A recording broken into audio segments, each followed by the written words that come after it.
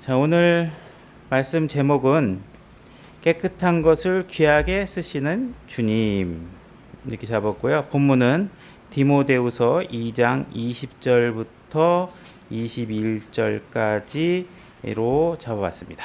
자, 그러면 디모데후서 2장 20절을 찾으시면 우리가 다 같이 한번 본문만 같이 한번 낭독해 보도록 하겠습니다. 다 찾으셨나요? 잠깐 기다리게. 아직 못 찾으신 분 있는 것 같은데 찾도록 하겠습니다. 자, 다 같이 20절부터 2절 읽겠습니다. 시작. 그러나 큰 집에는 금 그릇과 은 그릇뿐 아니라 나무 그릇과 질 그릇도 있어 어떤 것은 존귀에 이르고 어떤 것은 수치에 이르나니 그러므로 사람이 이런 것들로부터 자기를 깨끗하게 하면 존귀에 이르는 그릇 곧 거룩히 구별되어 주인이 쓰기에 합당하며 모든 선한 일에 예비된 그릇이 되리라. 성경에서 여러분이 뭐 다 아시다시피 이제 그릇에 사람을 비유하는 경우가 굉장히 많이 있죠. 그래서 성경에서 유래된 건지 모르겠지만 우리들의 삶 속에서도 사람을 가르쳐서 그릇에 비유하는 경우가 있습니다. 그죠? 사람이 좀 큰 그릇이 돼야 된다라든지 대기만성이라든지 이렇게 해서 우리가 이제 그릇에 비유하는 표현들을 많이 씁니다. 그래서 그 성경에서 유래된 건지 저는 잘 알 수는 없지만 어쨌든 우리들의 일상생활에서 그릇을 가지고 사람에 비유하는 거는 그렇게 어색한 내용은 아니죠. 우리 성경에서도 이렇게 사람에 비유해서 그릇으로 비유해서 하나님께서 메시지를 전달하고 있는데요.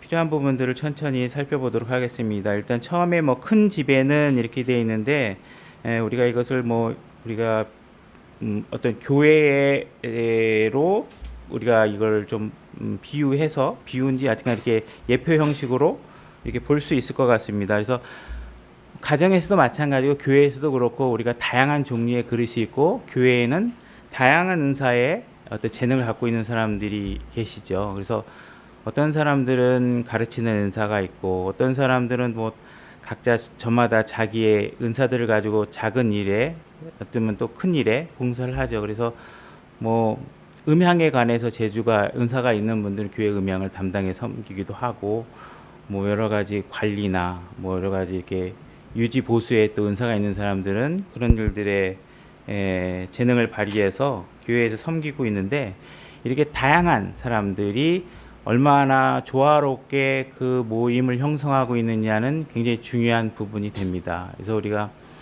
여기 성경에서 오늘 중요하게 메시지를 전달하려고 하는 이유 중에서도 하나도 우리가 그런 남과 나의 다른 재능이라든지 다른 여건들 그런 것들 때문에 서로가 어떤 시기나 질투, 때로는 열등감이나 때로는 우월감 이런 것들을 가지고 우리가 섬기게 되면 하나님께서 원하는 바가 아니라는 것이죠. 그래서 하나님께서는 이렇게 여러 가지 다양한 재능들을 사용하시는데 아무리 좋은 재능이 있고 아무리 좋은 어떤 그런 능력들이나 이런 실력들이 있어도 하나님께서 찾으시는 제목은 깨끗한 그릇을 찾는다. 이런 내용을 지금 메시지가 전하고 있습니다. 성경에서 말씀하시는 것은. 그래서 본문 20절에 우리 다시 보면은 금그릇도 있고 은그릇도 있고 나무 그릇도 있고 질 그릇도 이렇게 거명되고 있죠. 그래서 이런 그릇들 중에 우리들의 관점으로 보면 어떤 것이 존귀한 그릇이냐, 어떤 것이 귀한 그릇이냐, 그럼 우리 본능적으로 금 이렇게 생각을 하게 되잖아요, 그죠? 근데 하나님께서는 그렇지 않다는 거예요. 하나님의 관점은 하나님은 깨끗한 그릇을 사용하신다 이런 관점을 갖고 있다는 거예요. 예수님께서도 제자들을 고르실 때 당대에 무슨 훌륭한 무슨 율법학자라든지 이렇게 당시에 사회적 지위가 있는 사람을 찾아서 제자로 삼으신 게 아니라 오히려 보면 우리 그 당시에 사회적 신분이 낮았던 어부나 뭐 세리나 이런 사람들을 제자로 삼으신 걸 볼 수 있게 됩니다. 그래서 우리는 관심을 가져서 제가 이제 우리가 설교에서 그래도 깨끗한 거가 더 중요합니다. 그런데 여러분의 마음속에 항상 이왕이면 깨끗한 금 이렇게 생각을 하게 되잖아요. 근데 항상 깨끗한 거 금일지라도 깨끗하지 않으면 안 써. 이런 방향의 관심이 여러분들에게 있어요. 질그릇이라도 깨끗하면 하나님께 쓰임 받아. 깨끗한 쪽에 방점이 띄어져서 여러분들이 생각이 들어야지 자꾸 금으로 여러분의 마음이 회귀되면 안 된다. 이왕이면 금을 좀 깨끗하게 쓰면 안 될까? 이게 금에 꽂혀 있으면 안 되네. 금을 버리시고 깨끗한데 여러분들의 마음이 방점이 찍혀 있으셔야 된다는 겁니다. 우리 21절에 보면 이러한 것, 그러므로 사람이 이런 것들로부터 자기를 깨끗하게 하면 존귀에 이르는다고 이렇게 말씀되어 있죠. 그죠? 그래서 하나님께서는 깨끗한 걸 쓰시잖아요. 우리 삶에서도 예를 들어 여러분들이 음식을 막 뭐 쓸어가지고 어디다 놔야 되는데 금그릇이 있는데 막 지저분한 게 묻어 있으면 휴지 한 장 꺼내서 깨끗한 휴지 한 장 꺼내서 깔아놓고 먹는 게 낫지. 금그릇이라고 거기다 갖다 먹으려고는 하지 않잖아요. 쓰려고 하진 않잖아요. 그죠?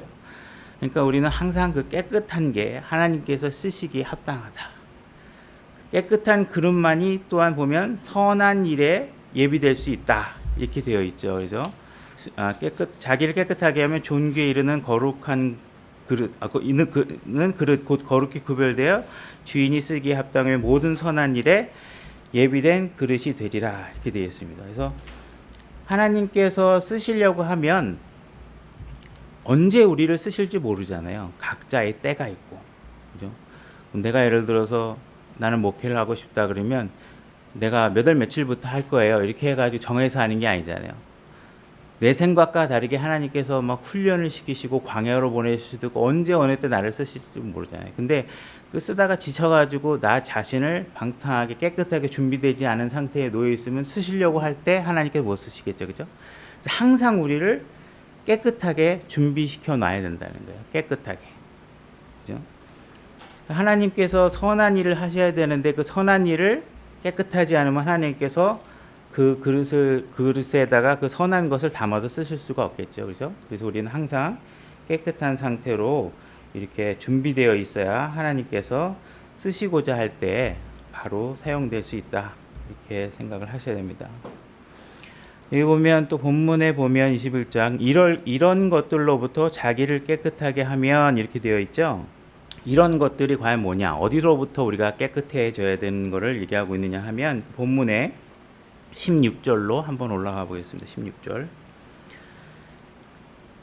디모데후서 2장 16절입니다. 그러나 속되고 헛된 말장난들을 피하라. 그것들은 점점 더 경건치 아니함으로 나아가느니라 이렇게 되어 있죠.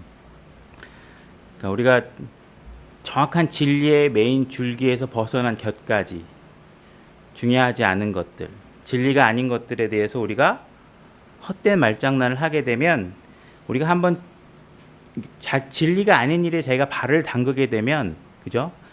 우리는 자꾸 자기 죄를 방어하려고 하면서 자기의 죄를 정당화하는 이유들을 계속 만들어내요. 저는 원래 성격이 그래요. 뭐 이런다든지, 뭐 이런 것들 계속 자기의 변명을 하게 되죠. 근데 이게 두 번, 세 번 하다 보면 자꾸 그러한 죄들이 증폭되는 경향이 있어요. 그리고 죄에는 쾌락이 있죠, 그죠? 그래서 이런 죄라는 것들이라든지 헛된 말장난들이라든지 이런 것들을 자꾸 반복해서 하게 되다 보면 점점 우리가 되돌아올 수 없는 길로 자꾸 멀어질 여지가 있다 이렇게 생각을 하셔야 됩니다. 17절 그들의 말은 궤양이 파먹듯이 먹을 터인데 그 중에 후메네오와 빌레도가 있느니라. 지금 굉장히 유독 이 아주 안 좋은 사례에 두 사람의 이름이 거명되고 있잖아요. 후메네오와 빌레도. 빌레도는 제가 검색해 보니까 뭐 어쨌든 여기서밖에 안 나오는 것 같아요. 근데 후메네오는 우리가 디모데전서에서 사도 바울이 내가 사탄에게 내어 주었다 하는 사람의 이름이 후메네오예요. 근데 사탄에게 내어 줬는데 여기 이름이 기록돼 있잖아요. 그러니까 구원을 잃어버린 건 아니라고 보는 게 맞는 거죠, 그죠? 사탄에게 내어줬다 그래서 지옥에 간 게 아니라 구원은 받았지만 너무 말을 안 듣고 너무 이 땅에서 죄를 지으면 하나님께서 어떻게 해요? 목숨을 이제 데려가시는 거죠. 그죠? 그래서 사탄에게 내어줬다 하는 얘기가 구원을 잃어버린 것은 아니다라고 우리가 증명할 수 있는 방법 중에 하나는 하나님께서 그 이름을 알고 있고 기록하고 있다 하는 것으로도 볼 수 있죠. 그래서 괴양을 파먹듯이 먹을 것인데 이게 자꾸 죄를 지면 이게 뭐 암과 같은 존재죠. 자꾸 이제 모르는 사이에 자기를 망가뜨리는 듯한 이런 일들이 벌어지는 거죠. 진리에 관하여는 그들이 잘못하였으니 곧 부활이 이미 지나갔다고 말하여 어떤 사람들의 믿음을 뒤집어 엎느니라. 부활은 이미 끝났다. 굉장히 중요한 문제라 그랬죠. 이 부활은 우리의 소망과 관련되어 있는 겁니다. 그죠? 그래서 우리 소망에 관해서 이렇게 잘못된 진리를 가리키게 되면 용서치 않는 거죠. 이런 것도 경고하고 있는 거죠. 부활에 관한 특히 이런 것들에 대해서는 19절에 보면 그럼에도 불구하고 하나님의 기초는 확고히 서 있고 거기에는 주께서 자신의 백성인 자들을 아시느니라 하며 또 그리스도의 이름을 부르는 자마다 불법에서 떠날지어다 하는 이 봉인된 글이 있느니라. 그러니까 첫 번째는 아까 요약하면 첫 번째는 헛된 말장난을 피해라. 그죠? 불필요한 논쟁을 피해라. 막 그런 것들을 피하라 그런 거. 두 번째는 불법에서 떠나라. 이런 얘기를 하고 있는 겁니다. 근데 하나님께서 다행인 것은 하나님의 기초가 확고히 서 있다 이거예요. 그러니까 우리가 조금만 되돌아보면 무너뜨릴 수 없는 기초가 있는 거죠. 논리적 근거가 있고 이유가 있고 그래서 하나님께서 그 기초를 굳건하게 세워놨기 때문에 우리가 돌아갈 수 있는 발판이 굳건하게 마련되어 있다. 그 진리를 펼 수 있는 것들이 있다. 그리고 하나님께서는 자기 백성들을 알고 있다. 그래서 그렇게 금방 모든 것들이 무너지지 않는다. 그들이 헛되게 말장난을 해도 그건 표면에서 이렇게 하는 일들이지 하나님의 기초 원리를 무너뜨릴 수는 없다. 이런 말을 하고 있는 겁니다. 그래서 이렇게 거짓 교사들의 속임수나 불법으로부터 떠나는 것이 우리의 깨끗해지는 방법이라고 성경은 말하고 있는 겁니다. 그러면 금그릇이냐 은그릇이냐 하는 것은 중요하지 않다고 하는 것은 이미 하나님이 다른 부분에서 선언하는 말씀과 일맥상통하는 부분이 있죠. 그것은 뭐냐 하면 하나님께서는 사람을 외모로 취하지 않으시기 때문에 그렇습니다. 로마서 2장 11절로 가겠습니다. 제가 읽겠습니다. 이는 하나님께서 사람을 외모로 취하지 아니하시기 때문이라 이렇게 되어 있죠. 그러니까 하나님께서는 여러분들이 어떤 학력이나 가정 배경이나 경제적 여건이나 뭐 등등 여러분들이 저보다 더 많은 이유들을 알고 있겠지만 그런 모든 것들은 사회적 배경들은 하나님께서 사람을 대하는 판단의 기준이 아니다. 이렇게 이해하고 있는 겁니다. 자, 우리 야고보서 2장 1절로 가서 또 하나님께서 외모로 사람을 취하는 것에 대해서 어떻게 경고를 하고 있는지 또 보도록 하겠습니다. 야고보서 2장 1절로 가겠습니다.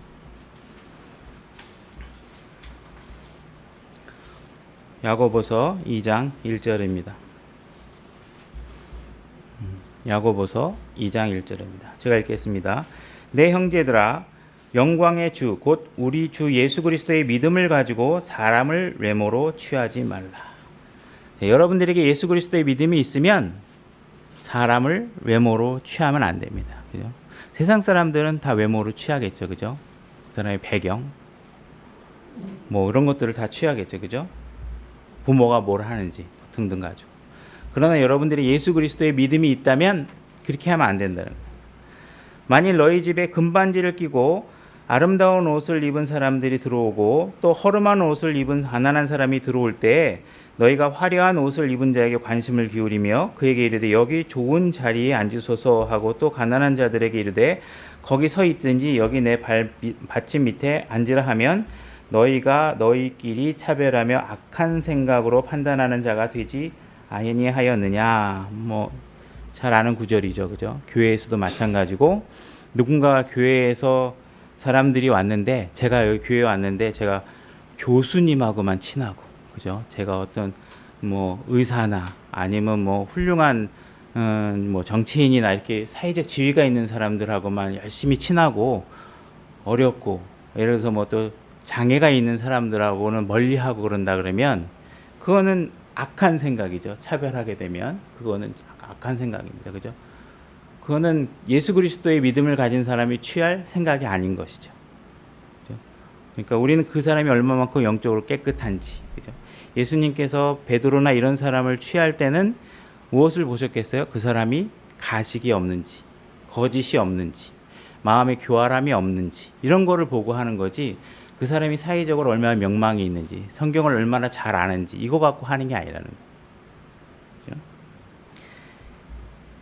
예레미야는 제가 읽겠습니다. 예레미야 17장 10절에 나 주는 마음을 살피며 속 중심을 시험하여 각 사람의 길들과 그 사람의 행위의 열매대로 그 사람에게 주느니라. 그래서 성경에는 사람을 하나님께서 외모로 취하지 아니하시고 사람들의 마음속 상태를 보고 취하신다. 여러분들이 거지 나사로 이야기와 부자 이야기를 알죠? 여러분들이 부자로 살다가 지옥에 가는 게 좋겠어요? 하다못해 거지 나사로로 살다가 아브라함의 품에 안기는 게 낫겠어요? 그죠? 이 땅에서 사는 여러분들의 겉모습이나 외모가 별로 중요하지 않다는 거죠. 우리가 영원한 세계에서 어떤 위치를 확보할 수 있느냐가 중요한데, 그것은 여러분들이 지금 살고 있는 이 짧은 육신을 입고 있는 삶에서 어떠한 행위를 하느냐가 그 결판을 낸다는 것을 항상 유의하셔야 돼요.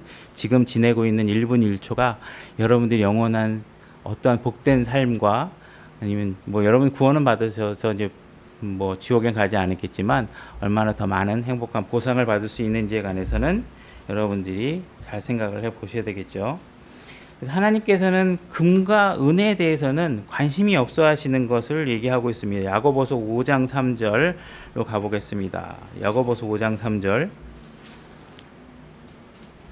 너희의 금과 은은 부식되었으니 그것들의 녹이 너희를 대적하는 증인이 되고 불과 같이 너희의 살을 먹으리라. 너희가 마지막 날들을 위해 재물을 함께 모아 쌓았도다. 금과 은은 또 부식된다고 되어 있죠. 그 부식되어 내가 갖고 있었던 금에서 부식되어 나온 것이 나를 해하게 되고 나의 거짓된 것들을 증언하게 되고 뭐 이런 식으로 얘기하고 있어요. 그러니까 금과 은은 별로 중요하지 않다. 그죠? 여러분들이 지금 금처럼 부자처럼 살다가 남을 무시하거나 잘못된 삶을 살거나 하다가 결국은 지옥에 가는 일, 이런 것들은 굉장히 비효율적이고 억울한 것이죠. 이제 지옥에 가는 사람에게는 생명에 관한 문제가 아주 끔찍한 일이고, 구원받은 여러분들에게 있어서 여러분들이 조금만 수고하면 하나님께 더 많은 것으로 보상하신 하나님 앞에서 이제 비효율적인 삶을 사시게 되는 거겠죠. 그래서 하나님께서는 이제 금과 은이 중요하지 않다는 말을 사도행전에서도 하고 있는데, 사도행전 3장 6절로 가보겠습니다. 사도행전 3장 6절. 사도행전 3장 6절. 이에 베드로가 이르되 은과 금은 내게 없거니와 내게 있는 것을 내게 주노니 나사렛 예수 그리스도의 이름으로 일어나 걸으라 하고. 그죠? 은과 금은 없고 예수 그리스도의 이름으로 걸으라 하고 있습니다. 여러분들이 은과 금을 손에 쥐고도 생명으로 나갈 수 없다 그러면 그건 아무 의미가 없는 거죠. 그거는 오히려 독이나 마찬가지죠. 그러나 은과 금이 없다 그래도 예수 그리스도의 이름으로 여러분들이 생명을 얻고 걸어갈 수 있고 주님을 향해서 걸어갈 수 있고 진리를 향해서 걸어갈 수 있다면 그것이야말로 여러분들에게 값진 겁니다. 그래서 여러분들이 이렇게 생명을 얻을 수 있고 하는 일들은 여러분들이 깨끗해지는 문제와 관련이 있다는 것입니다. 그래서 여러분들이 저마다 태어난 환경들이 있죠. 저도 뭐 나름대로 좋은 부모님 밑에서 태어나서 뭐 돈이 없어서 밥을 굶고 뭐 이런 경험을 해본 적이 없어요. 그죠? 그러나 때로는 어떤 분들은 뭐 부모님이 하다가 사업을 망하기도 하고, 아니면 또 어려운 가정 환경에 태어나서 어려운 삶을 살아가는 사람들도 있겠죠. 그래서 이런 부분들은 우리가 어떻게 할 수가 없어요. 그죠? 여러분들이 때로는 어떤 사람은 타고났는데 암기를 잘해서 시험을 잘 보는 사람들이 있고, 저같이 암기력이 별로 안 좋아서 어저께 준비해오고 그거 다음 날 보면 또 새로운 거 같고 자꾸 기억이 떨어지는 사람도 있어요. 그래서 이게 저마다 타고난 재능은 우리가 어떻게 할 수가 없어요. 손볼 수가 없어요. 어떤 사람은 작곡을 잘하고, 그래서 하나님 주님을 찬양하는 노래를 만들고. 근데 그거를 어떻게 할 수는 없지만 여러분들이 할 수 있는 건 뭐냐면 여러분 자신을 깨끗하게 하는 거. 이건 여러분들이 할 수 있는 거고 해야 된다는 거예요. 그죠? 근데 여러분들이 갖고 있는 것들은 대부분 여러분들이 자랑하는 것들, 뭐 시험을 잘 보든 뭘 하든 이런 것들은 대부분 타고난 기질의 영향을 또 많이 받는 것, 자기 노력도 있겠지만 이제 기질의 영향을 받는 경우도 많이 있습니다. 그래서 여러분들이 여러분 자신을 뽐내거나 하는 것들은 무의미한 거죠. 나의 나된 것은 하나님의 은혜로 된 것이기 때문에 여러분들이 자기 자신을 뽐내거나 나를 드러내거나, 그릇이 나는 금그릇이야 하고 자기 금을 자랑하고 내가 갖고 있는 재능을 자랑하고 하는 것은 하나님의 합당하지 않은, 그건 오히려 그 마음속에 자기 의나 탐욕이나 잘못된 것을 담는 거죠. 그죠? 그래서 하나님이 바라보시는 것은 그 그릇이 얼마나 깨끗한가. 거기에 하나님께서는 당신의 복음을 담아야 되고 하나님의 진리를 담아야 되는데, 그 담아야 될 그릇은 금이냐 은이냐가 중요한 게 아니라 깨끗해야지만 된다는 거예요. 근데 여러분들이 그 안에다 탐욕, 뭐 여러 가지 이런 욕심, 정욕, 명예 이런 거를 담으면 안 된다는 거죠. 그 다음에 여러분들이 다른 사람의 재능을 보고서 질투하거나 탐내는 것도 여러분들의 몫이 아니라는 거예요. 여러분들이 해서는 안 된다는 거예요. 그래서 우리는 각자의 경기를 하는 거예요. 저는 이 땅에 살면서 제가 옆에 있는 어떤 자매나 형제님보다 더 나은 삶을 살아야지 하고 살면 그거는 잘못된 게임이에요. 여러분은 잘못된 경기를 하고 있는 거예요. 여러분들은 여러분 자신의 레일에서 자기 자신과 싸우는 경기를 하셔야 돼요. 나는 왜 질그릇이지? 왜 저 사람은 금그릇이야? 왜 저 사람은 왜 저런 재능을 줬고 나는 왜 이런 재능을 안 줬지? 이런 거 갖고 여러분들의 마음속에 어떤 시기나 질투나 이런 걸 갖게 되면 그것은 악한 것들이에요. 잘못된 것들이고. 그죠? 그래서 여러분들이 경주할 때는 다른 사람하고 비교를 하기 시작하면 여러분들은 점점점 불행해질 수밖에 없습니다. 때로는 여러분들이 점점 교만해질 수밖에 없을 수도 있어요. 그래서 항상 우리는 영적인 상태를 가지고 내가 이전보다 어떻게 더 나아진 삶을 살아가고 있는지, 그다음에 하나님께서 어떤 명령을 주셔도 내가 그걸 받아들일 그런 각오를 하고 있는지, 이런 것들을 하는 거죠.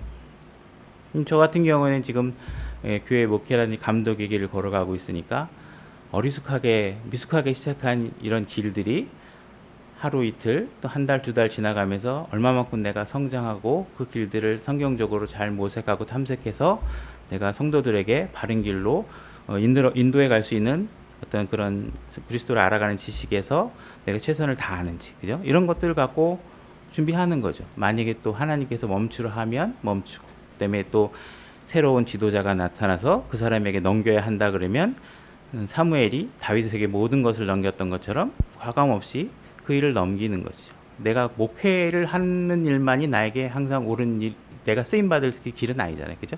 그럼 누군가에게 또 넘겨야 된다 그러면 아무 사심 없이 넘길 수 있는 그런 깨끗한 그릇이 되도록 노력해야 된다는 거죠, 그죠? 그리고 또 성도들이 우리가 큰 일에만 어떤 보람이 있을 것이다 라는 생각은 또 잘못된 것인데, 우리가 이 말씀은 한번 마태복음 25장 15절로 가서 한번 찾아보도록 하겠습니다. 마태복음 25장 15절입니다.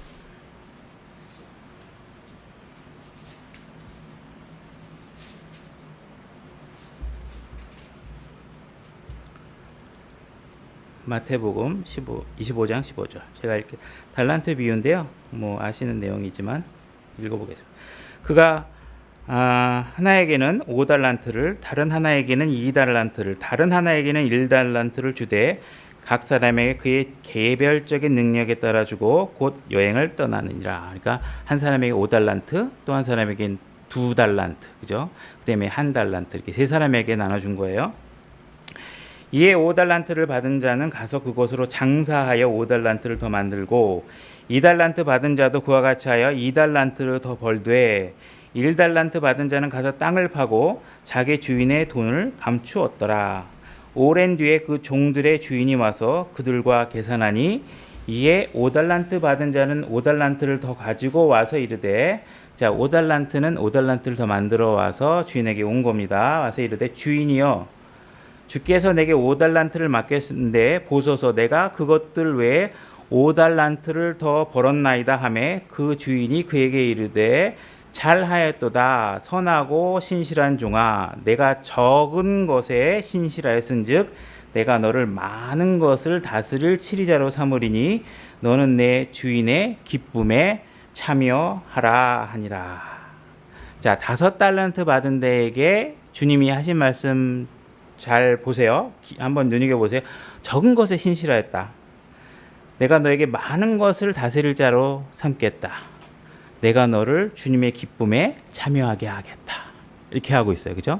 자, 그러면 2달란트 받은 자에게 하나님께서 뭐라고 또 말씀하시는지, 주인이 뭐라고 얘기하는지 보겠습니다. 2달란트 받은 자도 와서 이르되 주인이여 주께서 내게 2달란트를 맡기셨는데 보소서 내가 그것들 외에 2달란트를 더 벌었나이다 하매 그의 주인이 그에게 이르되 잘하였도다 선하고 신실한 종아 내가 적은 것에 신실하였은즉 내가 너를 많은 것을 다스릴 치리자로 삼으리니 너는 내 주인의 기쁨에 참여하라 하니라. 자, 5달란트 받은 사람에게 한 이야기하고, 그러니까 5달란트 받아서 5달란트를 만든 사람과 2달란트 받아서 2달란트 만든 사람에게 주인이 한 이야기가 차이가 있나요? 없죠. 그죠? 예를 들어서 2달란트 2달만 더 착하다. 5달란트 만든 사람에게 너는 더 착하다. 이래야 될 것 같잖아요.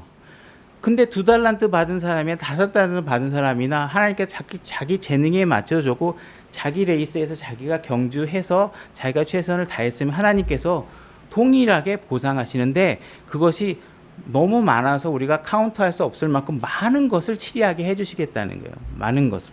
하나님의 곳간에는 부족함이 없잖아요. 그죠? 뭐 적절한 예인지는 모르겠지만 우리가 이제 상속이라는 걸 하다 보면 자식들이 이제 싸우잖아요. 이렇게 내가 더 가져야 되겠다. 형제들 간에 싸우기도 하고 그러는데 이 싸움이 일어나는 이유는 뭐냐면 자원이 한정돼 있기 때문에 그죠? 아버지가 갖고 있는 자원이 한정돼 있기 때문에 나누다 보면 누가 더 많이 가지면 적게 갖게 되고 하는 문제가 있잖아요. 근데 하나님이 가지고 있는 걸 상속받는 거에 있어서는 동생이 더 받는다 그래서 내 받을 게 줄어드는 그런 개념이 아니라는 거예요.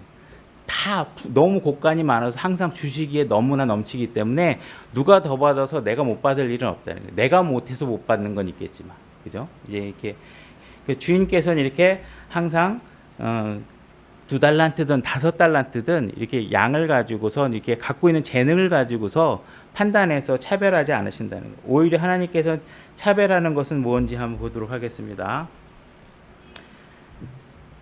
그 다음에 24절인가요? 그 뒤에 1달란트 받은 자가 와서 이르되 주인이여 당신은 엄한 사람이라 뿌리지 않은 데서 거두고 해치지 않은 데서 모으는 줄을 내가 알았으므로 내가 두려워하여 가서 당신의 1달란트를 땅속에 감추었나이다. 보소서 거기에 당신의 것이 있나이다 하매 그의 주인이 그에게 응답하여 이르되 악하고 게으른 종아 너는 내가 뿌리지 않는 데서 거두고 흩뿌리지 않는 데서 모으는 줄을 알았으니 그러므로 내가 내 돈을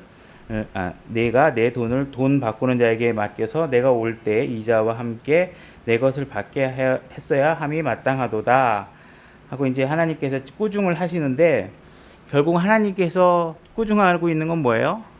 1달란트든 2달란트든 내가 줬으면 그걸 갖고 일해서 무언가를 열매를 맺어야 되는데 아무것도 하지 않은 일에 대해서 꾸중하고 계시는 거예요. 그죠? 뿌리지 않은 데서 거둘 수가 없는데 네가 어떻게 그런 악한 생각을 했느냐 이렇게 얘기하고요. 여러분들이 일하지 않고 먹고 살 수 있다고 생각하면 악한 생각이라는 거예요. 그죠? 그죠? 뭔가 사랑을 베풀지 않고 화목해지고 사랑이 넘쳐나길 바란다 그러면 그건 하나님의 방법이 아닌 거죠. 우리가 무언가를 하지 않으면 나오지 않는 것들에 대해서 생각을 하셔야 되는 거예요.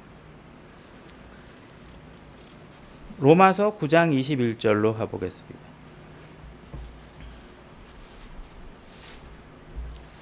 로마서 9장 21절. 토기장이가 같은 덩어리의 진흙으로 한 그릇을 만들어 종기에 이르게 하고 다른 하나를 만들어 수치에 이르게 할 권한이 없겠느냐. 만일 하나님께서 자신의 진노를 보이고 자신의 권능을 알리기 위해 파멸시키기에 합당한 진노의 그릇들에게 심히 오래 참으심으로 인내하고 이로써 영광에 이르도록 미리 예비하신 긍휼의 그릇들에게 자신의 영광의 풍성함을 알리려 하셨을진데 무슨 말을 하리요. 이 긍휼의 그릇들은 우리니 곧 그분께서 유대인들 중에서뿐만 아니라 이방인들 중에서도 부르신 자들이니라.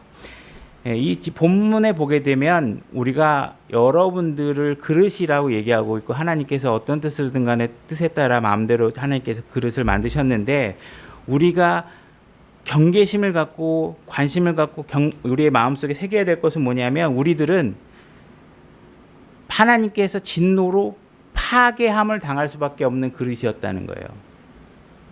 그러니까 여러분들은 긍휼이 필요하다는 거예요. 나에게 긍휼이 필요하다는 게 제일 중요한데 내가 금그릇이냐니 은그릇이냐니 이런 것들에 관심을 갖는 것은 하나님의 관점이 아니라는 거예요. 그죠? 여러분들이 오히려 관심을 가져야 될 것들은 뭐냐면 내가 금그릇이든 이것은 하나님의 은혜로 내가 받은 것이고 나의 행함은 더럽고 추해서 하나님에게 진노를 받을 수밖에 없는 그릇인데 하나님께서 우리에게 긍휼을 베풀어 주셨구나 하는 측에서 우리가 관점을 가져야 된다는 거죠. 그래서 우리가 그런 부분들을 긍휼의 대상이라는 사실을 잊고 내가 뭐나 조금 되는 것처럼 생각한다면 그것은 잘못된 생각이라는 것이요. 그럼 우리가 이렇게 깨끗해지려고 하면 어떻게 해야 되느냐 하는 게 제일 중요하겠죠. 그러면 이제 어떻게 해야 우리가 깨끗해질 수 있는지 이 부분에 있어서는 제일 중요하고 몇백 번, 몇만 번을 반복해도 부족하지 않을 만큼 제일 중요한 방법이 뭐냐면 여러분들의 죄를 자백하는 거예요. 요한일서 1장 9절입니다. 요한일서 1장 9절. 제가 읽겠습니다. 만일 우리가 우리의 죄들을 자백하면 그분께서는 신실하시고 우로오사 우리의 죄들을 용서하시며 모든 불의에서 우리를 깨끗하게 하시느니라. 자, 우리가 신앙생활 하면서 죄를 한 번도 안 짓고 사는 것은 불가능하죠. 그죠? 우리가 아직 죄의 육신을 입고 있기 때문에. 그러면 죄를 안 짓는 것만큼 중요한 것이 뭐냐면 빨리 회복되는 거예요. 그 죄로부터. 그 방법은 뭐냐? 죄를 자백하고 회개하는 거예요. 그럼 하나님께서는 또 지난번에 와서 잘못했다 그러니 또 잘못돼 또 그러는 거야? 이렇게 안 하신다는 거예요. 100번째 가도 아무 소리 안 하고 하나님께서 용서해 주신다는 거예요. 성경 어디에도 자백해서 용서받지 못한 사례가 성경에 없는 걸로 알고 있어요. 그러니까 여러분들이 자백하면 하나님께서 반드시 용서해 주세요. 근데 자백하는 것 자체가 회개가 뭐 잘못한 거로 하죠. 뭐 이거는 회개가 아니에요. 잘못했다고 회개하는 건 뭐냐면 여러분들이 안에서부터 토해내셔야 돼요. 너무 두려워서 이게 잘못이구나. 뭐 한 번 더 하면 큰일 나겠구나 하는 마음으로 다음에 또 하더라도 일단 그 순간에 속에서부터 여러분들이 토해내는 심정으로 여러분들의 죄를 자백하셔야지 된다. 그래야 진정한 회개고 진정한 용서가 이루어지는 거죠. 그냥 억지로 어쩔 수 없어서 그냥 입으로만 잘못했어요. 이런 거는 아니라는 거예요. 이건 아니라는. 자, 그 다음에 우리는 이미 깨끗해졌다고 하나님께서 하시고 계시는데 베드로후서 1장 3절부터 한번 9절까지 천천히 제가 읽어 나가면서 얘기해 보도록 하겠습니다. 베드로후서 1장 3절로 가보겠습니다. 베드로후서 1장 3절 읽겠습니다. 우리를 부르사 영광과 덕에 이르게 하신 분을 아는 것을 통해 그분의 신성한 권능이 생명과 하나님의 성품에 속한 모든 것을 우리에게 주셨도다. 자, 하나님의 성품에 속한 것을 모두 우리에게 주셨어요. 생명과 여러분들이 구원을 받았으면 영원한 생명을 얻으셨죠. 생명을 주셨어요. 그리고 또 뭘 주셨냐면 하나님의 성품에 관한 것들을 다 주셨어요. 그런 성품에 속한 것들을 다 주셨어요. 그러니까 이미 우리는 다 갖고 있어요. 여러분들 신약에서의 우리 삶은 무언가가 부족한 걸 더 하나님에게 달라고 해야 될 게 없어요. 이미 하나님께서는 다 다 이루셨다고 했잖아요. 그죠? 그럼 우리에게 줄 것도 다 주셨어요. 그러니까 우리가 갖고 있는 거를 잊지 않고 깨어서 각성하고 자꾸 잠깐 실수하면 그 사실을 다시 인지하고 이걸 반복하셔야 되는 거예요. 그죠? 그런 사실을. 여러분들이 하나님의 성품에 관한 걸 다 주셨어요. 4절. 그러므로 그것들로 말미암아 지극히 크고 보배로운 약속들이 우리에게 주어졌나니 이것은 너희가 그 약속들을 힘입어 정욕으로 인해 세상에 있게 된 썩을 것을 피하여 하나님의 본성에 참여하는 자가 되게 하려 함이라.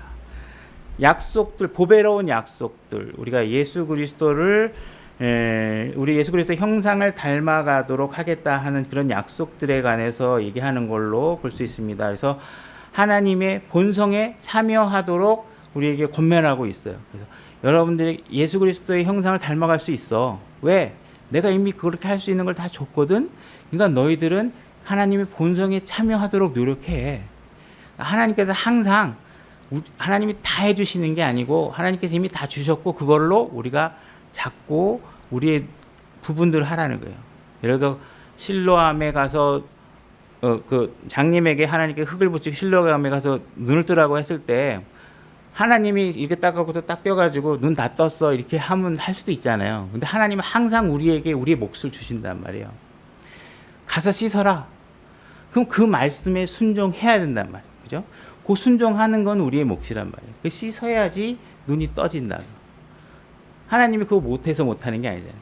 우리에게 보상받고 우리의 순종의 행위를 드러나도록 기회를 주시는 거예요. 그러니까 우리가 하나님 본성에 참여하는 자가 되도록 하려고 한다는 거죠. 근데 우리가 어떤 휴머니즘을 추구한다거나 이런 것들은 교회에서 요즘 많이 인간 중심의 사고를 많이 하게 되는데 인간 중심의 사고를 한다는 거는 결국은 다르게 얘기하면 짐승 중심의 사고 뭐 이런 것들하고 비슷한 거거든요. 그래서 우리는 인간의 사람이 그럴 수도 있지. 사람이 그런 죄를 지는 거는 우리의 인권을 존중해야 돼. 뭐 여러 가지 인간의 죄를 인권 존중으로 바라보게 되면 그건 하나님의 그리스도인들이 참여해야 될 본성이 아니에요. 그죠? 우리는 그런 본성에 거슬려서 하나님의 본성에 이르도록 하세요. 그죠? 5절. 이것과 더불어 열심을 다하여 자, 이것과 더불어 우리에게 이제 이런 것들을 하나님의 본성에 참여하도록 하고 있는데 그런 것을 참여하는 상태가 되려면 여러분들이 어떻게 해야 되냐면 너희의 믿음의 덕을, 그죠? 믿음, 그건 여러분들의 믿음이 아니에요. 여러분들의 신념이 아니고 예수 그리스도의 믿음. 주님께서 우리에게 구원받을 때 주셨던 그 믿음. 그 믿음의 덕을 더하셔야 돼요. 덕이라는 게 영어 단어로 virtue라는 단어인데 이게 약간 좀 어떤 심플하게 딱 정의를 내리기는 참 어려운 부분이 있는 용어기는 해요. 근데 제가 조금 해석을 해서 생각을 한다 그러면 예수님께서 십자가에서 보여준 성품 조금 더 우리가 쉽게 다시 또 유추해서 해석하면 뭔가 다른 사람을 배려하는 성품, 전 이렇게 좀 생각이 들어요. 잠언에 보면 현숙한 여인 할 때 현숙한이 벌추로 알고 있는데 하여튼 이런 현숙한 여인도 보면 자기 남편이라 이런 부분들에 도움이 되고 배려해주고 할 수 있는 역할, 그죠? 그 다음에 어떤 여인이 예수 그리스도의 옷자락을 잡았을 때 벌추, 덕이 나갔다고 되어 있거든요. 그러니까 그런 것들은 예수님께로부터 무언가 베풀고자 하는 마음이나 이런 돌봄이 나간 거, 뭐 이런 것들을 보겠죠. 그래서 여러분들이 예수 그리스도의 믿음을 갖고 일단 다른 사람에 대한 배려에 대한 마음이 있어야 된다는 거죠.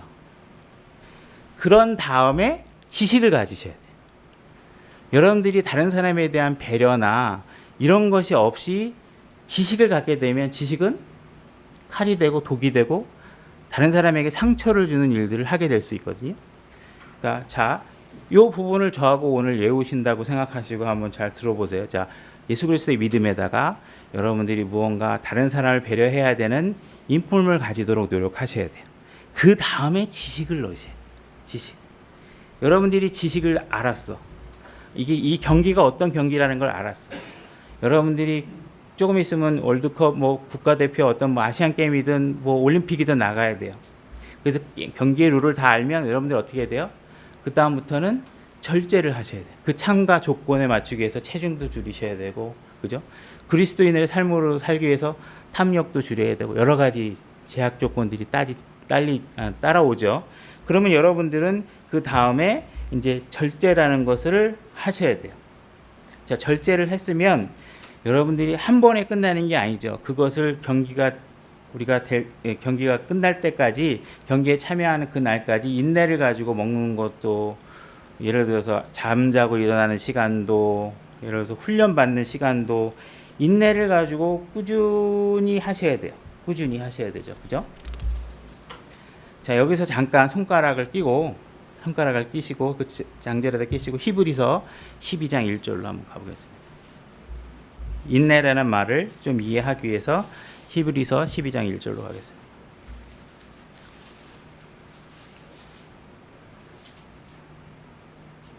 제가 읽겠습니다. 그러므로 그렇게 큰 구름 같은 증인들이 우리를 둘러싸고 있으니 모든 무거운 것과 너무 쉽게 우리를 얽어매는 죄를 우리가 떨쳐버리고 인내로 우리 앞에 놓인 경주를 달리며, 이렇게 되어 있죠.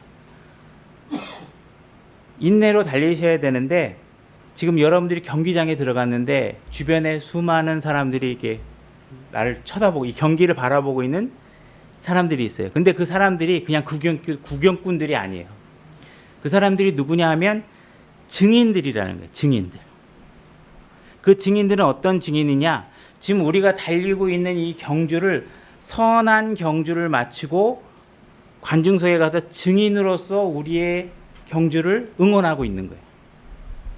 그래서 그 사람들은 누구냐 하면 그 앞장에서 믿음으로 아벨은, 믿음으로 아브라함은, 믿음으로 모세는 해서 믿음의 경주를 하고 그 경기를 마치고 간 사람들이 관중석에서 우리의 삶을 지켜보면서 응원하고 있다.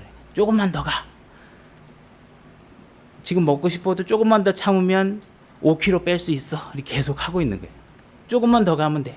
지금 이기려고 하지 말고 그게 이기는 거야. 이렇게 응원하고 계시는 거예요. 그래서 이 인내에 대한 경주를 증인들이 하고 있는 거예요. 증인들이 그곳에 둘러싸여 갖고 여러분들에게 응원을 하고 있는 것입니다. 그래서 우리가 인내로 이 경주를 해야 된다. 12장 2절, 우리의 믿음의 창시자여 또 완성자이신 예수님을 바라보자. 자, 우리가 경주하고 있는 경기는 옆 사람 보는 경기가 아니에요. 예수님을 보고, 예수님은 이때 이렇게 했지. 예수님은 이 고난도 참았지. 예수님은 이때는 이기려고 하지 않았지. 이때 예수님은 이렇게 손해를 유익으로 또 감수하셨지. 이런 것들을 보면서 경주를 하는 거예요. 옆 사람은 왜 저래? 저 옆 사람은 왜 저래? 이거 보는 거 아니에요. 예수 그리스도를 바라보는 거죠. 그죠?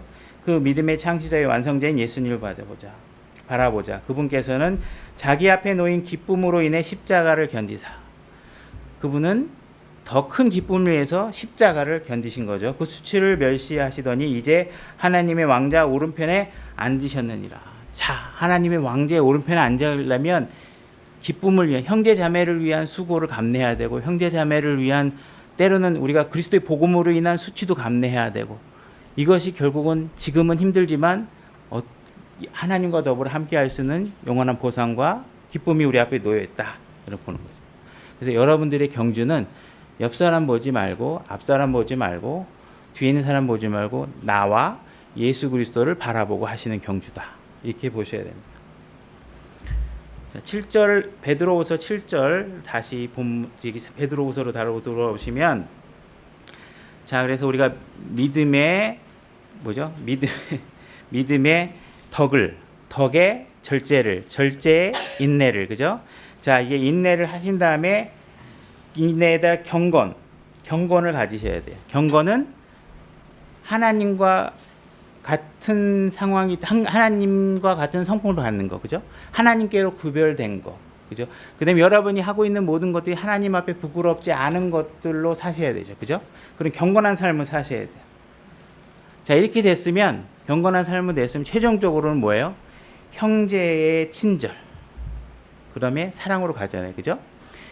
결국은 우리가 갖고 있는 거 이렇게 해가지고 여러분들이 높은 지식, 높은 무슨 높은 교리의 깨달음 이런 게 아니라 여러분들의 모든 열매는 어디서 나와요? 형제를 어떻게 대하느냐, 형제에게 어떤 친절을 대하느냐, 형제 속에서 예수 그리스도의 생명이 있는 것을 보고 예수 그리스도의 자녀로서의 위치를 우리가 신분을 인지하고 그분들에게 베풀고 그들에게 친절과 사랑을 더하는 것이 여러분들이 깨끗해지는 삶인데, 8절 이것들이 너희 안에 있어 풍성하면 그것들이 너희가 우리 주 예수 그리스도를 아는 것에서 빈약하거나 열매를 맺지 못하는 자가 되지 아니하게 하려니와 이것들이 없는 자는 눈먼 자요. 지금 얘기한 이러한 것들이 없으면 눈먼 자요. 멀리 내다볼 수 없느냐. 멀리 내다보셔야 돼요, 여러분들은. 지금 당장 여기 앞에서 내가 당장 저 사람을 이겨야지, 당장 뭘 해야지 하는 거는 올바른 거예요. 내가 뭔데 지금 당장 지는데 이 결론은 승리로 맺어져 있다는 사실을 인지하셔야 돼요. 그래서 멀리 내다볼 수 없는 자요, 자기의 옛죄들로부터 자기를 깨끗하게 된 것을 잊은 자니라. 하나님께서 이미 깨끗하게 여러분들을 만들어 주셨는데 이 깨끗하게 된 사실 잊은 자니라, 이렇게 얘기하고 있어요. 그래서 여러분들이 하나님께서 깨끗하게 해주셨다는 사실을 잊지 마시고 자꾸 자각하고 여러분들의 믿음에, 그 다음에 덕에, 그 다음에 지식에, 절제에, 인내에, 경건에, 그 다음에 형제에 대한 친절, 그 다음에 형제에 대한 사랑, 이렇게 이런 것들을 취하는데 여러분들이 열심을 내서 깨끗한 상태를 유지하도록 하라는 겁니다. 그 다음에 여러분들이 깨끗해져야 되는 방법 중에 하나는 누룩을 제거해야 되는 거죠. 누룩을. 이거는 찾지 마시고요. 그냥 제가 고린도전서에 있는 내용인데, 여러분들 순수함과 진실함에 누룩 없는 빵으로 하자. 그래서 죄의 누룩들을 제거하셔야 돼요. 근데 여기서 보면 우리가 고린도전서 5장 10절을 보면 이 말은 이 세상에 음행하는 자들이나 탐욕을 부리는 자들이나 강탈하는 자들이나 우상숭배자들과 전혀 함께하지 말라는 것이 아니라 순수함을 지켜라, 누룩을 제거하라, 이런 말이 내가 음행하는 사람이 이런 사람들하고 전혀 섞이지 않을 거야, 전혀 만나지 않을 거야, 그렇게 하라는 얘기가 아니에요. 만일 그렇게 하려면 너희는 세상 밖으로 나가야 되느냐, 지구를 떠나야 된다는 거예요. 그러니까 그런 사람들과 전혀 어울리지 않는다. 이런 거는 이렇게 불교나 이런 사람들의 삶이죠. 속세를 떠나서. 근데 기독교는 그게 아니라는 거예요. 세상 가운데 여러분들이 빛과 소금이 되셔야 되니까 그 안에 있으셔야 돼요. 근데 하나님께서 11절에 보면, 근데 여러분들이 형제들 중에서 그런 간음하는 사람이 있다라든지 이렇게 되면 그거는 좀 차원이 다른 문제라는 거예요. 겉면에서 해결이 되면 좋은데 그렇지 않으면 그런 사람과 같이 있지 않도록 내보내셔야 돼요. 교회 안에서는 물론 한 번 잘못한 거에 회복할 기회를 주지 않을 수는 없겠지만 이런 거에 대한 정확한 어떤 스텝이나 절차나 이런 것들이 명확하게 성경에 나와 있지 않지만 교회가 자치적으로 해서 뭔가 교회 안에 음행을 부추기거나 그런 일에 노출돼 있거나 그런 일을 즐겨하는 사람만이 교회 안에 있다 그러면 그건 추방해야 되는 거죠. 만약 일시적인 실수로 인해서 회개하지 않으면 그런 부분들은 교회 안에 같이, 그러나 우리가 그 사람이 구원을 요청하고 회개를 요청할 때 우리 도움이 되는 일에 대해서는 또 우리가 지혜를 발휘할 필요가 있겠죠. 그 다음에 주님의 말씀으로 깨끗해져야 되는데 요한복음 15장 2절로 가보겠습니다. 요한복음 15장 2절.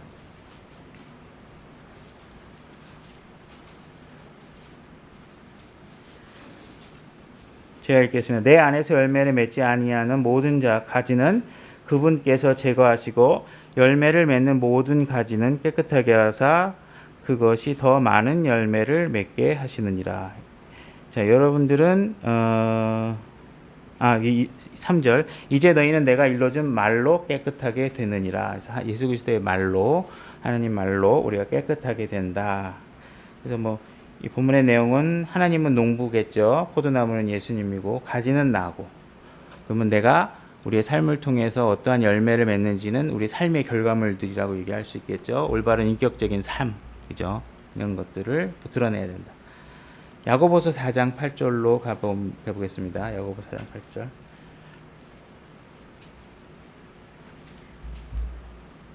야고보서 4장 8절입니다.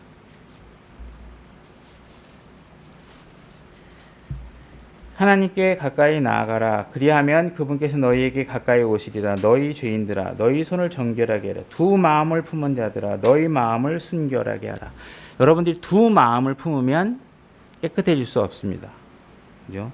오직 하나님만 영광을 받아야 되는데 나도 영광을 좀 받아야 되겠다. 그런 생각이 듭니다. 내가 그때 이렇게 해가지고 그때 그렇게 된 거잖아요 하면서 자기 공치사를 자꾸 하는데 매달리면 안 된다.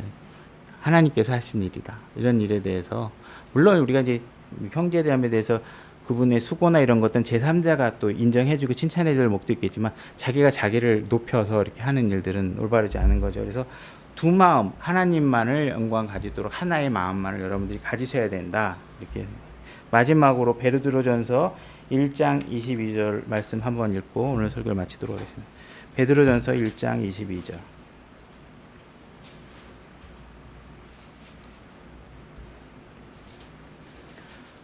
베드로전서 1장 21절.